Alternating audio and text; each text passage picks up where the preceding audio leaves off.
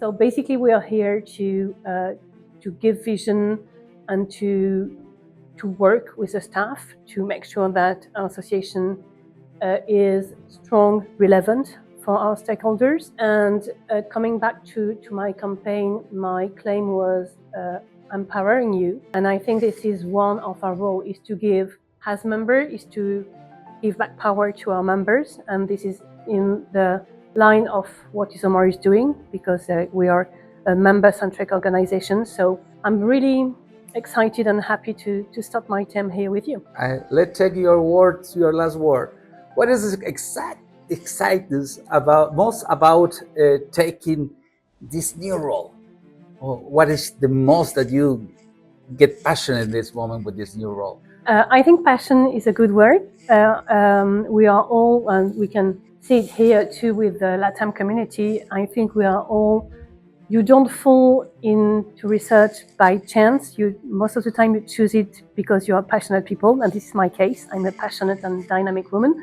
I know ESOMAR really well because I've been on council already. I have been elected 3 times. My first term was, I was elected in 2015. Then I've been on council when Joachim was a president. I was a treasurer, so I know this association really, really well. So serving ESOMAR is something which is really important. ESOMAR has been really important in my career. Thanks to this association, I had a boutique agency in Kuala. I work as a consultant today, and ESOMAR has been so important in my career and to develop my company. So to me, serving members and serving ESOMAR is the idea of serving back, bringing my expertise, dynamism, passion, sense of leadership to this community. Great.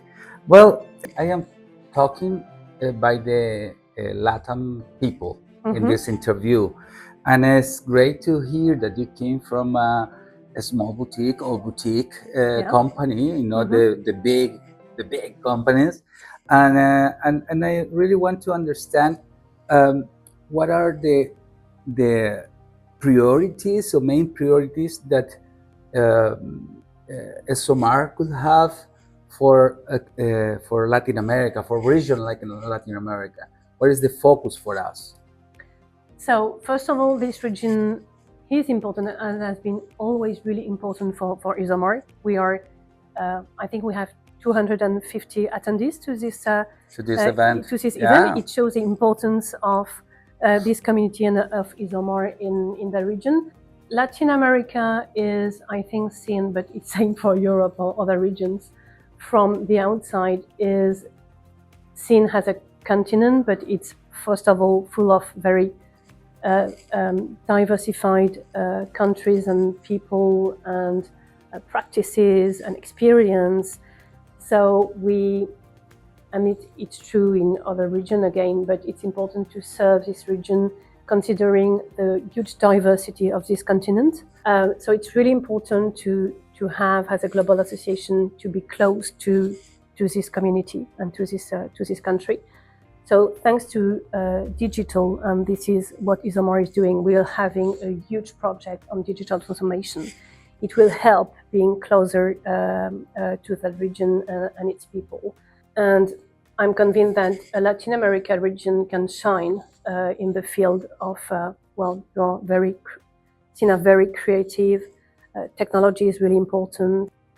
Anne-Sophie, how do you see ESOMAR role evolving in Latin America? And what is your main priorities for this region? So this region is and has been really important to ESOMAR. And we can see it here. We have quite a lot of attendees in Lima. We have, I think, more than 250, which is quite a big. This is the biggest one in a long time. So it shows the importance of and the needs of people in the region.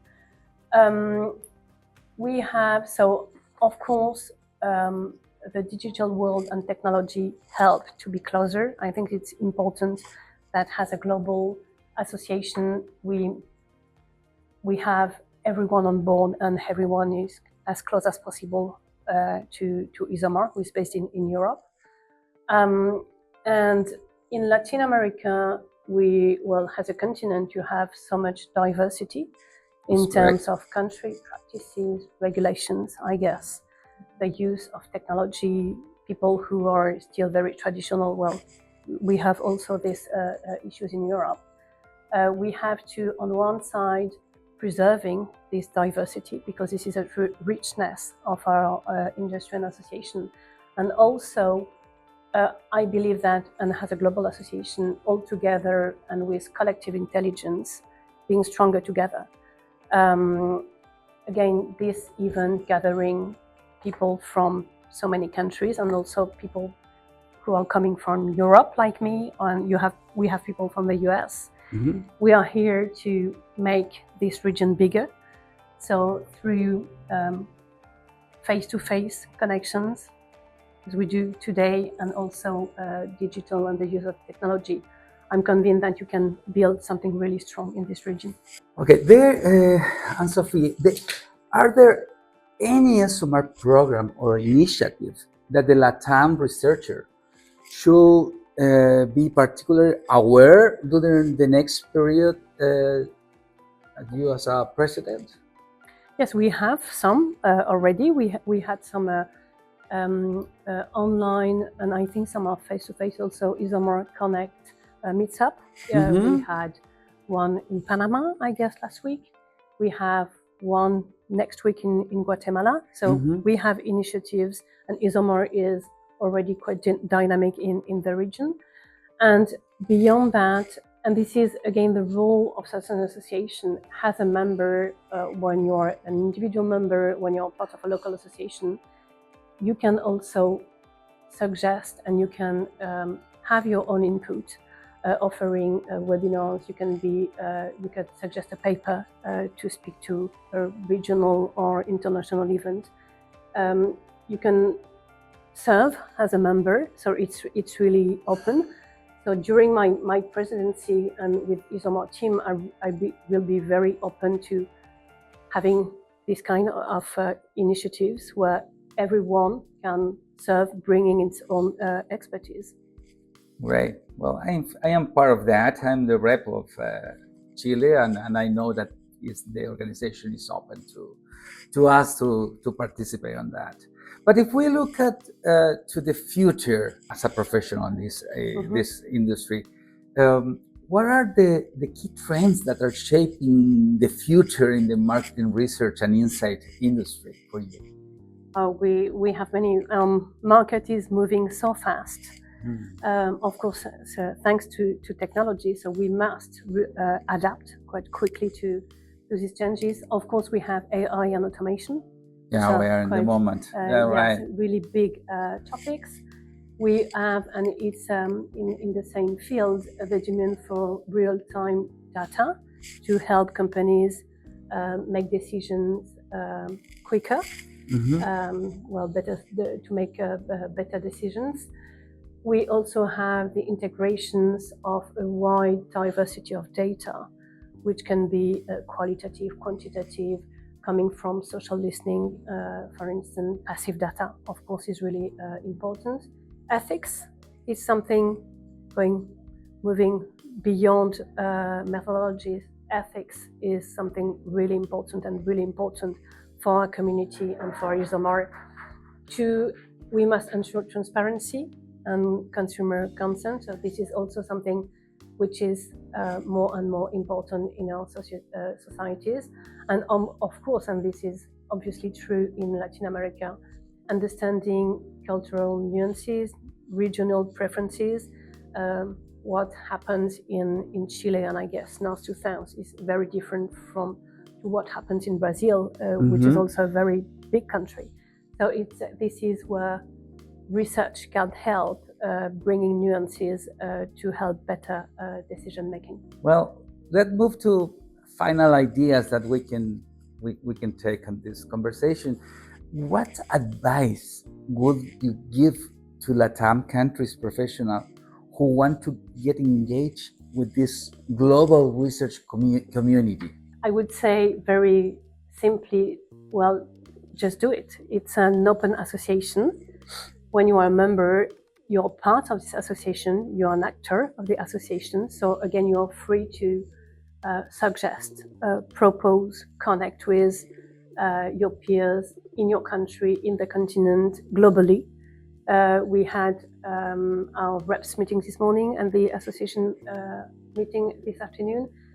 And most of the time, people tend to see their issues in their own geography, where you have some similar issues in Africa, for instance, or in APAC. So this global community enable everyone to reach someone in a very different region and bringing new solutions, new ways of doing things. So my advice would be open and just do it. Again, together we can do great stuff. Well, you already almost answered my next question, but we're gonna make it anyway. What could be a message that you can give to our LATAM community as a president of ESOMAR?